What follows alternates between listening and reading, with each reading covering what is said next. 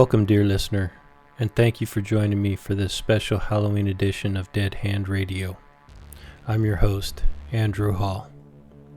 What we're about to embark on throughout these coming days leading up to Halloween is a series of interviews with people from all walks of life who've experienced some of the most harrowing, spine-chilling tales you've ever heard.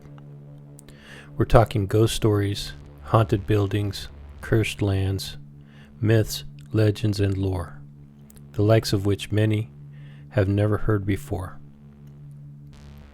Some of my guests are new, most are returning visitors of the show, and have agreed to share with us, in some cases for the first time ever, their personal experiences of unexplained and hair-raising stories from beyond the veil. Consider this your final warning. Those who choose to proceed may have their sanity challenged, question reality, or lose their mind with fear from these tales of the unknown and unexplained. And now, the Dead Hand Radio Halloween Special.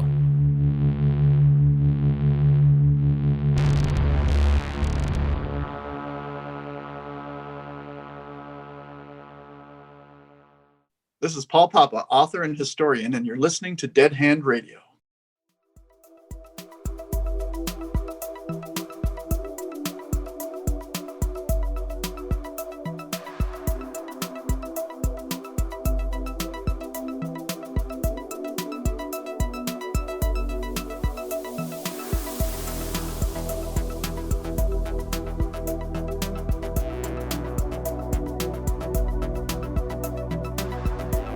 Hey, Paul. Welcome to Dead Hand Radio, and thanks for joining me for this Halloween special edition.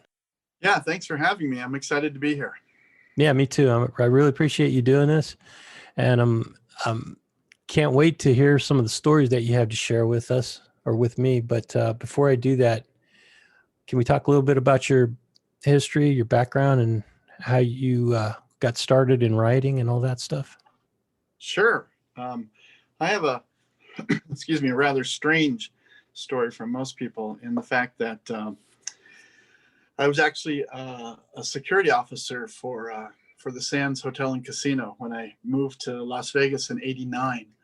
I started at the Sands and stayed there through quite a bit of my career till we ended up shutting the place in '96. In fact, I was the person who went around and locked the doors of the Sands for the final time.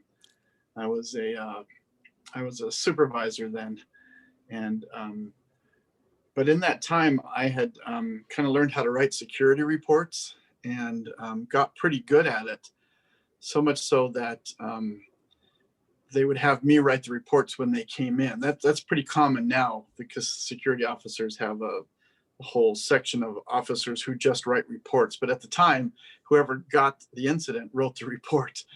But because I seemed to be quite good at it and quick, they started using me more and more.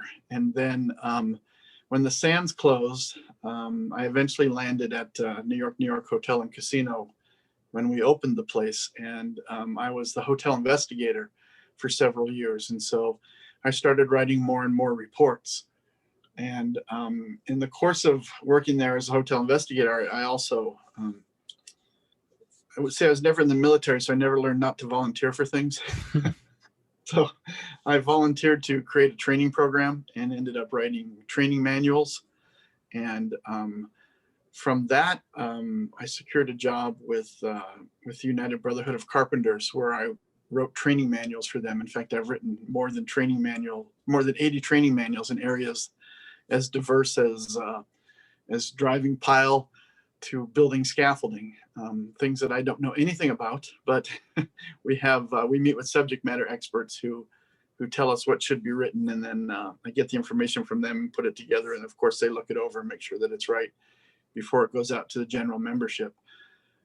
Through all of that and through writing reports and writing training manuals, I kind of thought, I bet I could write a book.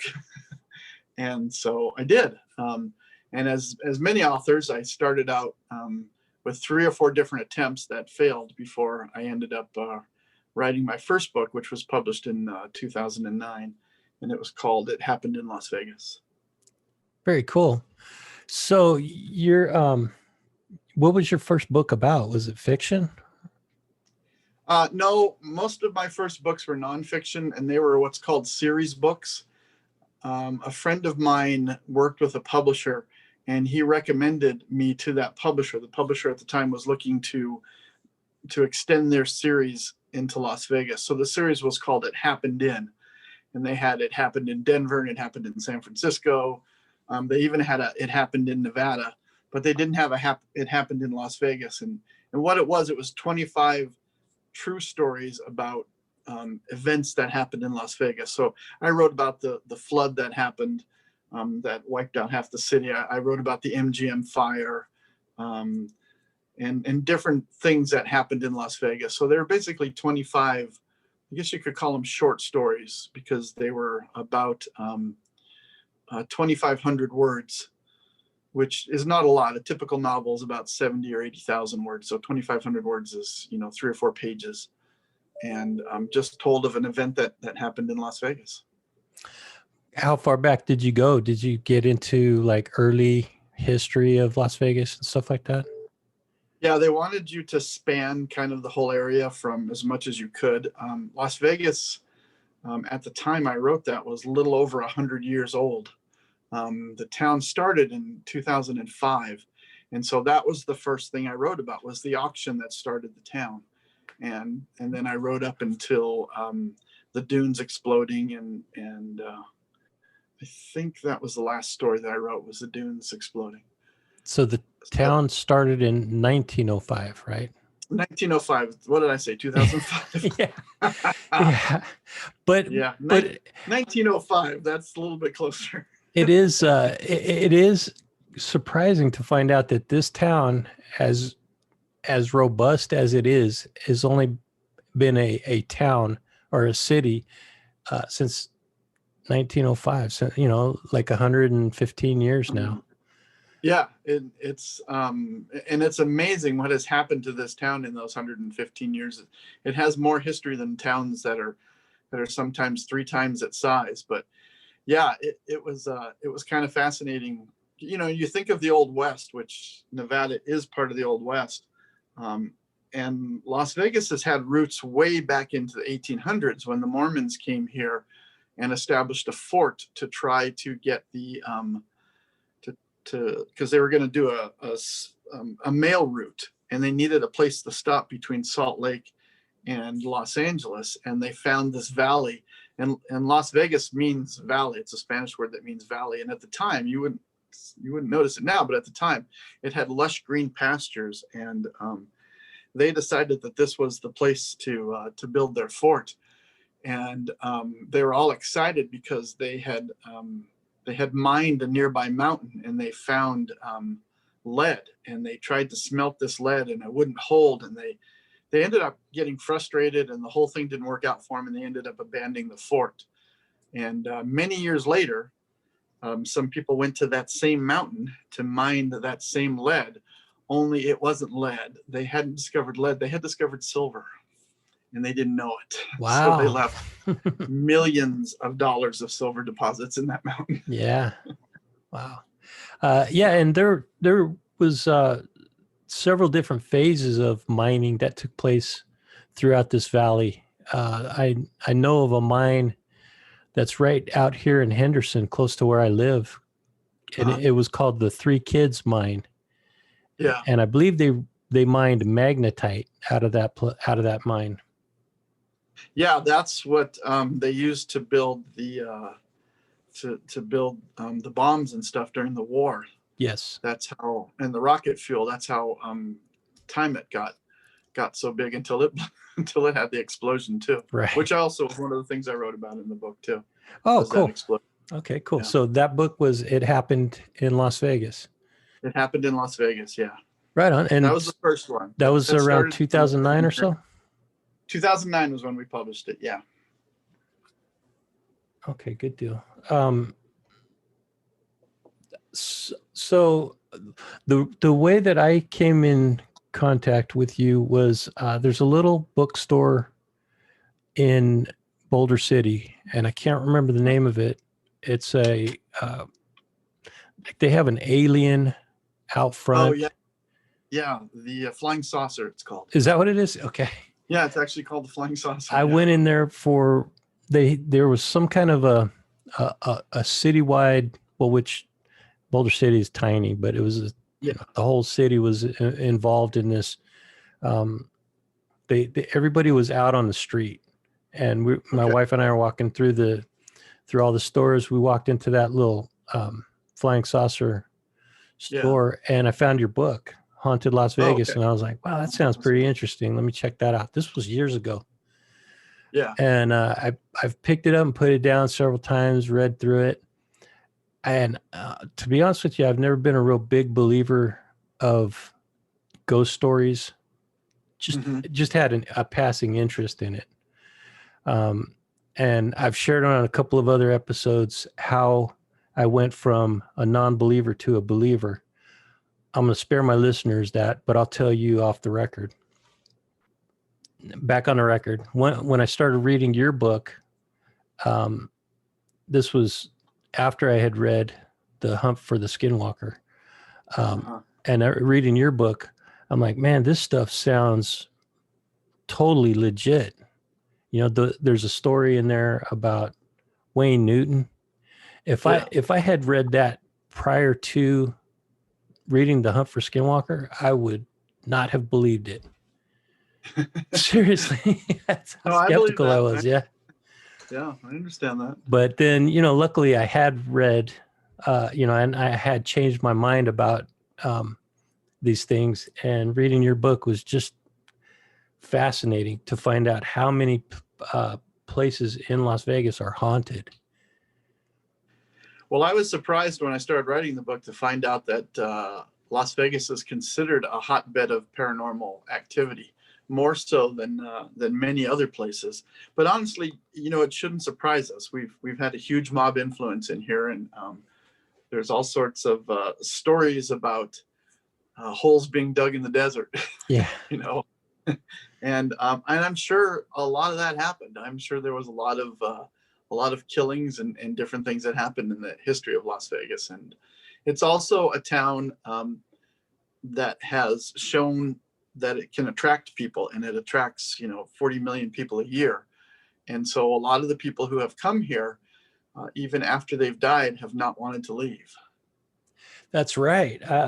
There was a story in your book that talks about that, or maybe there was multiple stories in the book, but there's several of them that talk about people who didn't live here that have made their home somewhere else that still haunt this place and don't even haunt their regular homes. Right. So now a couple stories that I remember, besides the one about Wayne Newton. I mean, not Wayne Newton, Liberace. Liberace is the one I was thinking of. Yeah. Oh, well, Wayne Newton is mentioned in there too. Okay. He was on stage and had an apparition where he saw Elvis.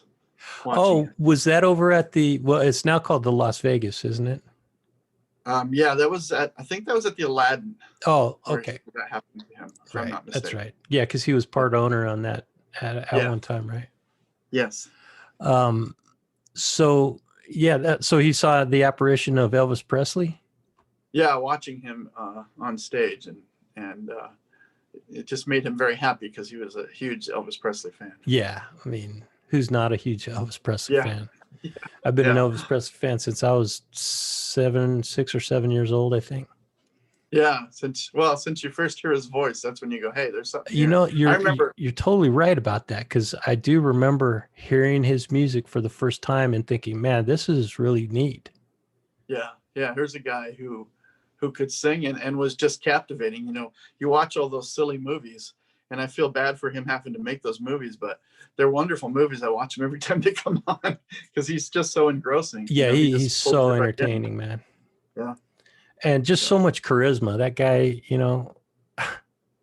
yeah, he was the coolest of the cool. When I was a kid, I saw that dude and I'm like, yeah, I want to be that guy. And then I wanted to be an astronaut, and then I wanted to be something else, Yeah. But he did. He struck a chord, and it was through the music that I first encountered Elvis Presley that would have been the early 70s when I first found out about him. So he was Yeah. still alive, but I never did get a chance to see him in concert because he had died. It was 77. 77, I think. Yeah, I was yeah, I think that's right. I was 13 years old, if I remember correctly. I was working illegally in a in a restaurant because I wasn't 14 yet and didn't have, you had to be 14 to work then. And I wanted a stereo, so I told them I was 14, and I came in from a small town. They didn't check, and so I was working in as a dishwasher in a restaurant when they had the news on, in the kitchen, because the dishwasher area was right part of the kitchen in that restaurant, and they announced that Elvis Presley had died. It's amazing that, and I remember too hearing how he had died or when he had died, and then hearing strange stories about his death and how he was found in the bathroom and he was eating fried banana sandwiches or something like, there was a bunch of really ugly stories coming out about him after that. And I was like, man, that's, it's Yeah, not very cool. People like to put people on a pedestal and then they like to knock them down. That's true. That's What we so do. true. Gosh darn it. Why do we do that? I don't know. I don't know. It's unfortunate. He did die. He did die on the toilet. He died slumped over on the toilet, but it wasn't anything other than the fact that his caretakers had him on too much medication. He was poor guy was taking uppers and downers, and it just became too much for his body. And that happened to be the place where he passed. Yeah. It was a tragic loss to the music industry and the world, and in general. But thankfully, we have a huge body of work that he put out before he died. We do, yes. Yeah, I still listen to his music, man. I still love his music. I do too, and in all different areas. Gospel and rock and a little bit of country in some places. Yeah, he could sing it all. True. Yeah. So did you have a chance, since we first chatted, did you have a chance to think about one or two pretty kind of spooky, maybe a little mysterious type of stories that you could share with me? Yeah, I get this question a lot from the book, and depending on how it's asked, I have different stories. So when people ask me my favorite stories, I have a couple of those. But when people ask me for the spooky stories, there's two that really come to mind. And one of them is I called Hell House from the book. And there's a place in Las Vegas that was called the Scotch 80s. And it was across from UMC, just off of Charleston. And it was an area where a lot of the rich people put in houses. Jerry Lewis had a house there. In fact, he lived there up until when he died. And a lot of famous people were in that area. And there was a house right behind Jerry Lewis's house that was called the Hell House. And I had heard a lot of stories about this. In fact, the Ghost Adventures, I think it was one of the ghost people. The Ghost Adventures are the other group that went there and heard voices, and they got a recording from that house. And a lot of times when you hear those recordings, they could say just about anything. But this time I heard the recording and it said "kill her" about as clear as it could possibly be. And so the story of the house goes is this guy bought this house, and it's just a typical stucco house. It had been renovated. It wasn't, a lot of the houses in that area are from the 60s and 70s, and this one you could tell had been renovated. It had a beautiful big porte-cochere on it, and they had redone the inside. And the guy was living there for a while, and he had heard voices, and his dog seemed to really not like being there. Was really nervous all the time. And one day he went into his bathroom, and he put a towel on a hook that he had never put a towel on a hook before. And the back door of the bathroom, the back wall of the bathroom slid open. Whoa. So a secret passage? Yeah, secret passage. And he walked inside, and he found this room that was covered in white tile. And it had a drain in the middle of the floor. Oh, no. and it had a porcelain sink, and that was the only thing in the room. It had no windows. It had no way in and no way out except for that sliding door that opened. Must have been for group showers, right? Yeah, it must have been for group showers. Yeah. He eventually, when he was doing some remodeling, he pulled up part of a floor, not in that area, but another part of a floor, and he found an old 22 buried in the floor, which was, despite what a lot of the movies show you, was really the weapon of choice for most mobsters. 22 was easy. It was light to carry. It didn't make a lot of noise when it was shot. And any bullet at close range is going to kill you. So it was the weapon of choice. And he come to think, through doing a little bit of research and stuff, that the house was a hit house, that the mob owned it. And if you had done something you weren't supposed to do, you got invited to that house. And it was the last thing you ever saw in Las Vegas. You went into that room, 2 people went in the room, or maybe 3 people went in the room, and only 2 came out. Somebody was disposed of, and the drain in the center and the tile was so that everything could wash away pretty cleanly. The house, he ended up getting, the guy who owned the house ended up getting into an actual physical confrontation, according to him, with the entity that lived there. He was swinging his sword in the area, and he was grabbed by the entity and actually thrown out of the house. He ended up getting rid of the house, and it sat there vacant for quite a while. And when I was writing this story, it was sitting there vacant.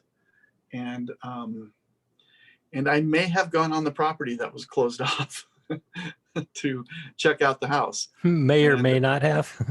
I may or may not have. And I may or may not have gone inside. And it was a little weird because at the time it was pretty stripped down to the 2x4s. Everything was gone. There wasn't any walls or anything. It was just 2x4s and concrete floor. And except on one wall had some vintage wallpaper on it, which I thought was really interesting. And as I walked in, there was a kid's wagon, a little red wagon, just sitting on the floor. And the handle of the wagon was pointing exactly to that area that I just described to you, the secret passageway to that room. And the room was there. I walked in there, and sure enough, that room was there. Now, there was no sliding door that I could determine, but there was a room, and the drain was there. All the tile and everything had been taken out. The room was stripped down again to the studs, but the drain was there right in the center of the room. And it wasn't a shower area. It wasn't a toilet area. It wasn't any area that would have any reason to be there. There were no windows. There was one way in and one way out, and there was that drain in the middle of the room. And I didn't hear any entities. Nobody talked to me while I was there, but and I went in the middle of the day, and it was, or I may have gone in the middle of the day, put it that way. And it was pretty creepy. It was a pretty creepy place. You could feel that something had happened there that probably shouldn't have happened, So were you, when, at the time that you were researching and writing this, was it owned by a bank, or did somebody else have a title on it? I think it was owned by a bank, because I tried to get permission to go see it, and it had gotten some fame by then, and they weren't just letting just anybody go see it. If I was the Ghost Adventures people, then I could have gotten permission pretty easy. But they also didn't do a very good job of closing the gate. So you did some research on the history of the property before you went to take a look at it, right? I did, but I couldn't find anything that linked it to a mobster. But that didn't surprise me, because mobsters didn't own anything back then. Right. There was always a front man of some type who owned it. There was always a legit person, and a mobster is certainly not going to put his name on a house that they're if they are actually killing people in. no mobster is going to put their name on that house. So it didn't surprise me that I couldn't link it to anybody that had any type of mob relations. And it was in an area with where all the wealthy people lived. Like I said, there was a wall, its back wall separated it from Jerry Lewis's property. It was literally on the other side of the wall of his property. So, and it was an area I had a good friend who lived in that area. He's a wealthy man, and it's just an area that you don't even realize when you drive by, but it's just filled with these mansions. Now, mansions for the 60s, which, probably don't look like what we would call a mansion today, but for the 60s and 70s, they were mansions in their time. Yeah. Do you know what has become of the house since you wrote the story about it? Yes, it has been bought and fixed up and sold, and there is currently somebody living in there, and that person has not made any complaints about anything happening in that house. So I don't know if they I didn't find anything that said they did any type of blessing or exorcism or anything like that to the house before they built it. There was another house in town, and unfortunately its address was 666, and so it was called the 666 house, and it had a lot of reputations for different things, devil worshiping and all this stuff going on there. And who knows if any of that was happening. The house caught on fire several times and never burnt down. It was a creepy house because it was surrounded by a wrought iron fence that had rusted. It was just off of Pecos, actually not far from Wayne Newton's house. And they have eventually just torn it down. It's just because anybody who's bought that property has never been able to build there. Things always happen when they try to build. And so they eventually just tore the house down. It's completely gone now. But this house, they showed it online, and the address is in the book. So you can pull it up on Zoom and look at it all fixed up. And it's a beautiful house. It was a beautiful house when when I visited it. It just gutted on the inside is all. So it had the exterior walls intact. You just all the interior was being renovated, looked like. Yeah. Okay. Yeah. Well, you could tell it had been sitting there like that for a while. I don't know. I think after this guy left, I think somebody bought it and tried to fix it. And I don't know if I didn't hear any stories about him being driven out of the house. I have a feeling he just ran out of money. And so he did the demolition, but wasn't able to do the rest of it because the pool was still there, but there was no water in it. And there was junk in the pool, and all the grass had turned to weed. It was all brown. And so, nobody was watering anything. It was pretty much an eyesore, except you could tell that the bones of the house were still good, and the house was in really good shape. And if you look at it, like I said, online, this guy who remodeled it did a beautiful job. It's really quite a beautiful house on the inside now. I don't know what he did with that room, but if it's me, I'd have gotten rid of that room. Yeah, I don't know what he did. Make it a safe or something. Put a big safe absolutely. in there. And it wasn't a tiny room either. It wasn't like a 5x5 room. It was probably, I'd say it was a good 15 by 20. Yeah, that's a good size room. It was a good size room. It wasn't a tiny room by any means. Wow. In fact, it was so big that it made me wonder when the guy said, I put on this hook and this door opened. It made me wonder, well, didn't you ever wonder what was there? Because obviously on the outside of the house, you can see that area. Didn't you ever wonder what, or I guess he just assumed his bathroom went that far because the bathroom didn't have any windows in it either. Maybe he just got confused as to the location of his bathroom. Good point. Secret passages in homes are really intriguing. Yeah. Did you ever go out to? Oh, I'm sure you did, but Bonnie Springs. Yeah. Yeah. Is that where the old mansion that I think used to belong to Howard Hughes? No, that's Spring Mountain Ranch. That's the one I was thinking of. Spring Mountain Ranch. Yeah, I actually do write about Bonnie Springs in the book, and I do write about Spring Mountain Ranch in another book that I have called Discovering Vintage Las Vegas. Oh, cool. Yeah, that one was owned by several people. Lum from Abner and Lum, then Vera Crump, whose husband was convicted of war crimes with Hitler.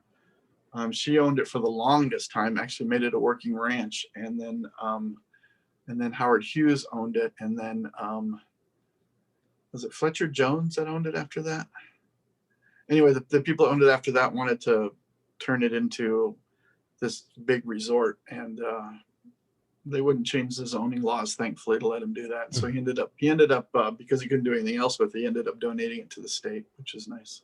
Yeah, now it's Actually, I don't know if it's a museum or not, but you can go in there and walk around. And yeah, so I guess it is a museum of sorts. It's pretty much a museum. You know, there's things behind glass cases, and you can see all sorts of stuff. Vera Crump, by the way, was the lady who had the diamond ring that Richard Burton bought for Elizabeth Taylor, the largest diamond at the time. And it was stolen from her when she lived on that ranch. And because she was out, in the middle of nowhere at the time, and they ended up getting the diamond back. But because she was out there, she talked the sheriff into deputizing her. And she was an actual sheriff's deputy. Yeah, and cool. her badge, which she had made that has her name on it, is still out there at Spring Mountain Ranch. Yeah, I've only been out there once, but from what I remember, it was just a really cool place to go look around and explore. And there's a lot of history. Yeah, it started as an outpost on the Spanish Trail. In fact, the original buildings, the blacksmith shop and probably a place to stay, to sleep, are still there on the ranch up above it, because the Spanish Trail goes through there. They do the Super Summer Theater there in the summer, probably not this year, but hopefully next. and there's a lot of hiking trails, and it's owned by the state. It's open to the public. You have to pay a fee to go in, but it's owned by the public. It's actually where I got married. Oh, cool. Yeah. Yeah, and as we mentioned, Bonnie Springs is not too far from there, or used to be not too far from there, and that's being converted into residential homes now, isn't it? Yeah, and that's going to be interesting because that place has a lot of hauntings happen at it. And so it's going to be interesting to see what happens there. In fact, it's right on the edge of an area that's considered pretty sacred to the Paiutes. And it makes me wonder if it's not sitting on what the Paiutes consider sacred ground. But I got my own personal tour from Cowboy Joe, who was the manager out there when I wrote the book. And he told me about all sorts of things that have happened out there, and things that were confirmed by all the employees that work out there as well. Okay. So would you mind if we talk about that place next? Because sure. Yeah. I've been out there a lot more times, because that place was free to go and walk about. You could walk around if you wanted to go in and do, I guess they had a petting zoo in there. Yeah. You'd have to pay a fee to go in that part. And then there was a restaurant out there you could go eat at. But I used to love going out there. I took my grandson out there a couple of times. My wife and I have gone out there just on photo shoots, and it was just a wonderful place to go spend a day. And when I heard that they were opening it up to developers, I was really bummed out. Well, unfortunately, what happened is Bonnie, it's called Bonnie Springs because Bonnie is the lady who owned it. And she was a skater in her life. And her father, I believe it was her father, was a producer of movies. And she bought that area out there with the intention of turning it into a movie studio. That's why it looked like an old Western town. She was hoping that it would turn into a place where Hollywood would come out and film movies. I think only one movie was ever filmed there, and I think it was just a farce, a Western farce, So it never turned into what she had hoped it would, what it would turn into. It never really became that area. She started that petting zoo because people started giving her animals and she didn't know what to do with them. So she started taking them in and created a place for them to be, and took care of them. And then she thought, well, this is expensive. I need to make some money off of this. So she started charging for people to come in and pet the animals, and then do this, see the place. She even had a little wax museum out there, and so there's three areas. Well, then she died. Before we get into that, she died, and then her children didn't want to keep it going, so they sold it, and that's how it became into the hands of developers. And unfortunately, it's not in an area that's protected, so it's an area that is allowed to be developed. Yeah, that's unfortunate. And it's really a tragedy because that whole area out there is just beautiful. I mean, it's wide open. You've got the wild burros that walk around and graze out there. Yeah. But so there, you said it was butted up right to an old burial ground, Paiute burial ground. Well, I don't know if it was a burial. I know it's a sacred area to the Paiutes. If you go up back there far enough, there's hieroglyphics on the rocks. I don't remember if they're hieroglyphics or petroglyphics, and I don't remember what the difference between the two is. But yeah, and there are several places around here that I've gone to and explored and photographed that have petroglyphs, and the artwork that those people used to do is just incredible.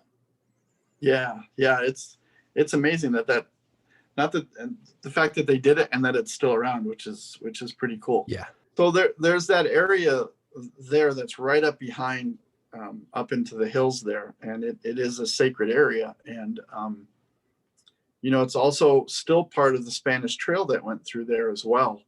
The rumor is that it was a burial ground. I was never able to confirm that it was or it wasn't a burial ground, but so Bonnie, her last name was Levinson, by the way. Her and her husband bought that place and built the town, hoping to attract Hollywood, and unfortunately, it never happened. But they built a schoolhouse. They built a little opera house. They had that boardwalk area that was supposed to look like the main street of a town.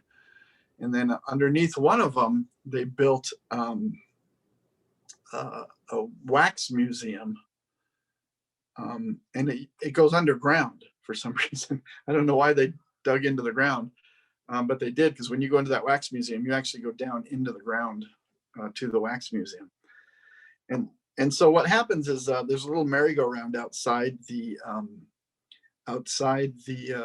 school, and it would frequently turn on its own. And a lot of people think, well, that's just wind, but those of us who used to play on merry-go-rounds know how heavy they are. And there's no wind that's coming through there that's moving that thing. And then, because it'll move and then it'll suddenly stop. And it moves when there is no wind, and it just will suddenly come to a stop.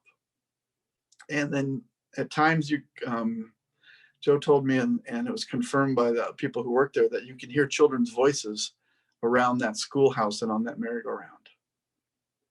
And then one of the things that it got to the point where it first unsettled Joe, but it got to the point where it annoyed him, is he would come into work frequently, and there was a friar, a religious friar, a tuck, that was in the wax museum, and he's kneeling. And those things are on a base, and the bases are secured into the ground. This isn't something that you could just come along and pick up and move. It's bolted and secured into the ground. And he would come in the morning, because he'd try to get there before everybody else and look the place over, and the thing would be moved. And it would happen frequently. And then he'd have to go get the workers when they came in and move it back and bolt it back in place. It didn't happen every day, but it happened frequently. And Joe was often the first person there and the last person to leave. So he knew that it wasn't his employees coming in to play a prank. Plus, after a while, the prank would get old. Yeah, what's the point in playing a prank if you never get to see the person's expression? And I'm sure the first couple of times it happened, his expression was a little bewilderment. Yeah. And after a while, you would think if they were playing a prank that they'd stop because it clearly wasn't working. Sure. Yeah. But they would have to go and help him move it back. And then the Opera House was probably the biggest place. And the Opera House is right on the edge of the town, so it's right up against the mountains there. And they would often feel a presence in the Opera House. And in fact, the Ghost Adventures people did a recording there, and on their recording you can see a shadow moving, and all of their people are accounted for in the recording, and you can clearly see the shadow moving. And Joe would say that happened a lot. Things would get moved while he was in there, or things would fall while he was in there. Now, the ghosts that are in this place never did any harm to anybody. They never touched people or really, went to scare them. The things falling over in the Opera House were probably the scariest of all the things that happened. But it was never meant towards anybody, and things weren't knocked over near anybody, so it wasn't, it's not like they were trying to harm people. But there's a lot of activity out there, and a lot of it was confirmed by the people who had worked there quite a while. So I'm interested to see what happens to the houses as they get built out there, to see if they're going to still experience some of this stuff. That will be interesting, and I'm sure that they're going to put some pretty opulent houses in that area, because it's just a beautiful location. I can't see them putting a bunch of tract homes in that area. No, you're right. It's gonna be nice houses because it's absolutely gorgeous. Yeah. It's if you could live there, it's where you'd want to live. It's one of the few parts of this area that you can actually experience the changing of the seasons. Yes. Where you see the gold, orange, red colors of fall. In fact, that's the most beautiful time to go out there is right now. Yeah, absolutely. In fact, I went out there. My wife and I went hiking this weekend and took pictures of some of the mountains out there. And as the sun hit them, the pastel colors were shining through the purples and blues and oranges and yellows. It's just a gorgeous area. I put it on my Facebook page and put anybody who thinks the desert isn't beautiful just isn't looking hard enough. Oh, agreed. Totally, man. I mean, you could walk out your front door and look 360 degrees in this valley and see something that's just mind-blowingly beautiful in my mind, my opinion. I love the desert. I think it's beautiful. I grew up in a beautiful area itself, Wyoming, and I grew up in Laramie, which is 7,200 feet. So we're up in the mountains, and I was surrounded by beauty. But when we moved here, it was the first time I understood the lyric in the song "Purple Mountains Majesty," because I had never seen mountains turn purple like they do here when the sun hits them. Yes.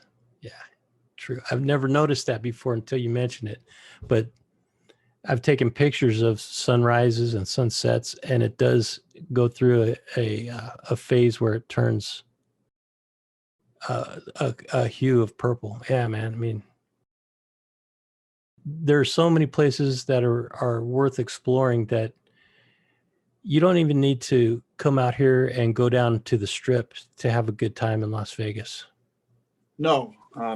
In fact, when people come to visit me, I only take them to the Strip if they really want to go. It's actually one of the reasons I wrote the Discovering Vintage Las Vegas book, because I wanted to show a side of Las Vegas that most people didn't see, Good for you, man. Yeah, because I think a lot of that stuff gets overlooked. Yeah, it does. I'm an avid mountain biker, and people are surprised. First of all, when people think of mountain bikes, they only think of a mountain, even though they're called mountain bikes. You ride them on dirt trails as well that don't have anything to do with mountains, and people are surprised that there is close to 200 miles of trails out here. Probably that, if not more, in hiking trails, places to go on long hikes. Absolutely. And there's also a good number of really amazing museums that we have in this town. Yes, people people tend to overlook some of the really good museums that we have, nationally recognized museums, as a matter of fact, too. Yeah. Such as the National Atomic Testing Museum. Yes. Yeah. Yes. I did a podcast episode with their director of education recently. Oh, good. Yeah. Yeah, I love that place. Oh, me too. Love that man. museum. Yeah. It's a great That's museum. amazing.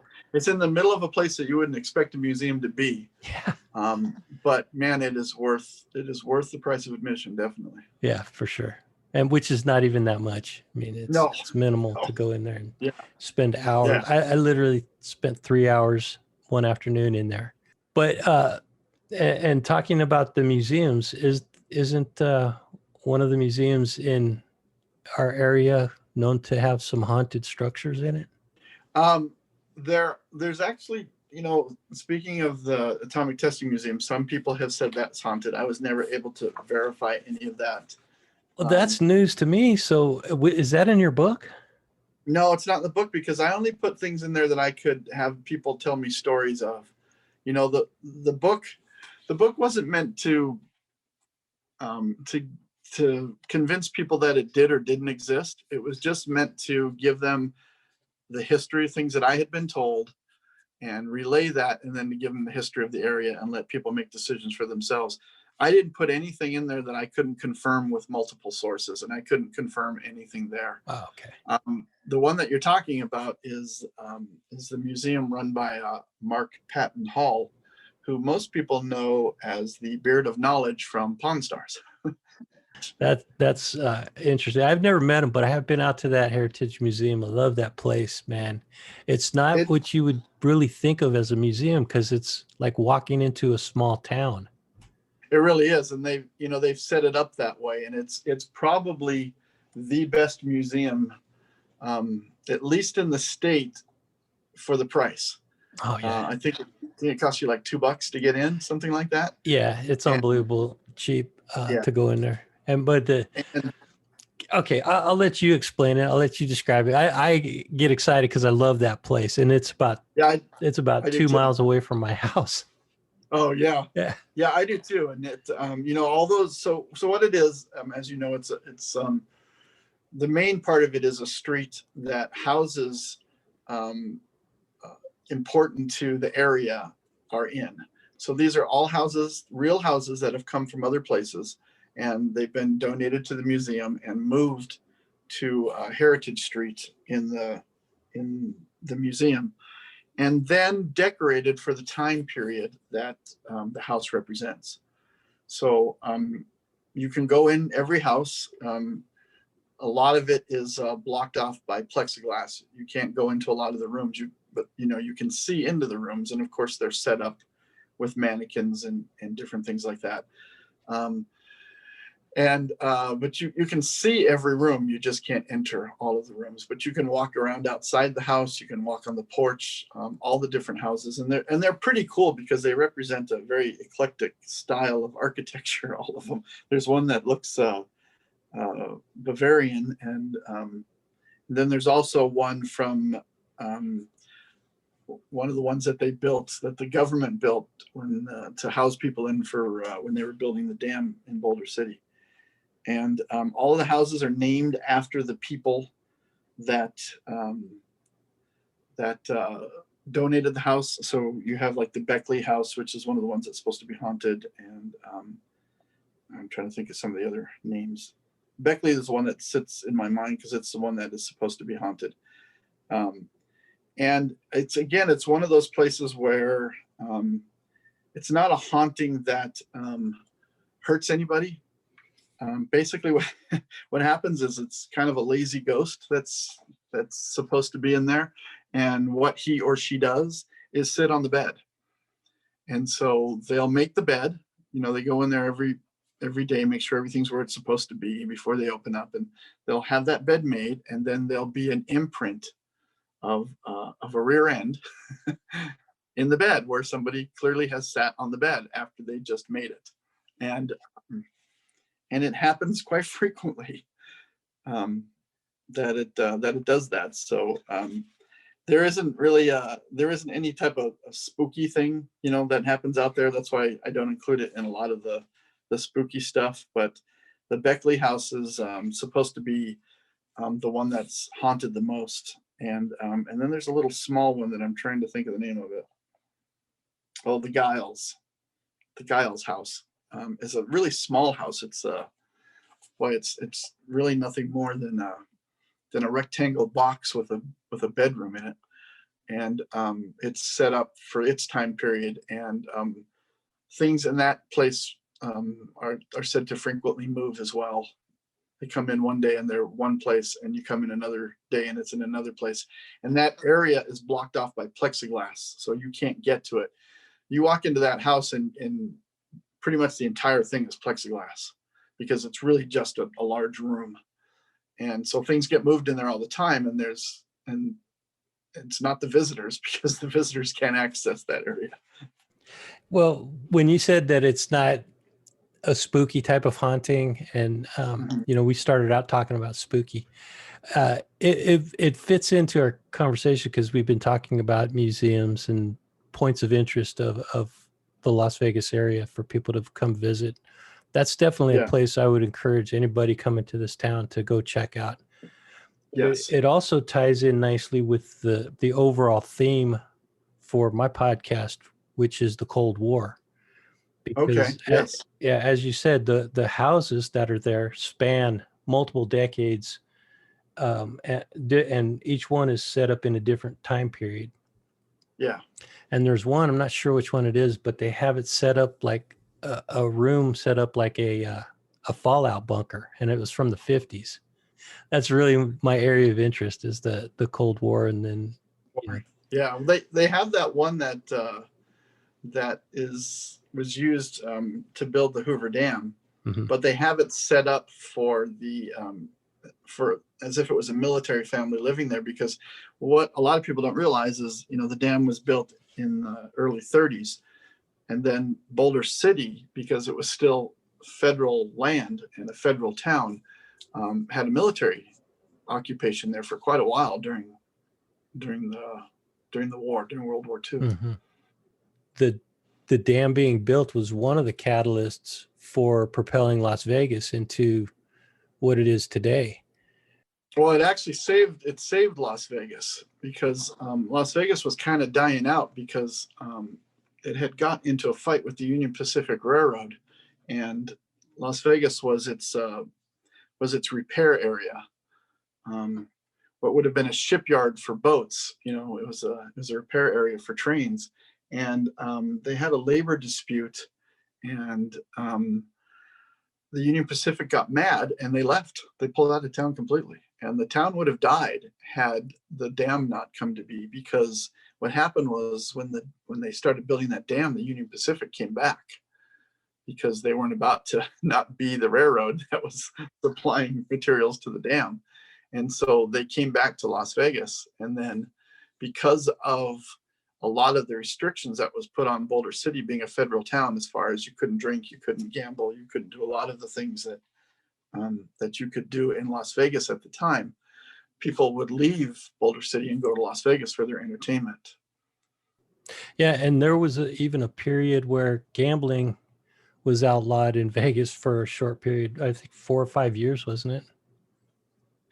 Yeah, they did. And then they realized they did that in prostitution, trying to court the military. And then they realized that wasn't going to work. And so they got gambling right back in, but they kept the prostitution out. Yeah, Las Vegas it has an interesting history. It's relatively short history, but a lot of violence, a lot of intrigue, a lot of mystery. And, yes. As your book well illustrates, a lot of ghost stories. Yes, very much so. In fact, I've fallen in love with this town since I've been here, which is why I set I have 2 fiction series, and I set both my fiction series in Las Vegas in the 1950s. Oh, cool. Oh, I'm going to have to check those out, man. Are they finished? Yes, I have 2 in my first series. It's called Maximum. The main character, his name is Massimo Rossi. Everybody, he goes by Max, and he's the son of a mob fixer from Boston, and he comes to Las Vegas to kind of escape his family, because he tried the mob life, but it didn't really work for him. So he came to Las Vegas to kind of escape his roots, but because his father is so famous, and the town at that time, Las Vegas was an open town, which means that no mob family had rights to it. Everybody could operate in it. Everybody's worried now that he's going to bring Boston mob to the town. And so they start watching him, and he defends a lady's honor, and the person who he gets into a fight with ends up dead. And he's charged, or he's thought to be the one that killed him.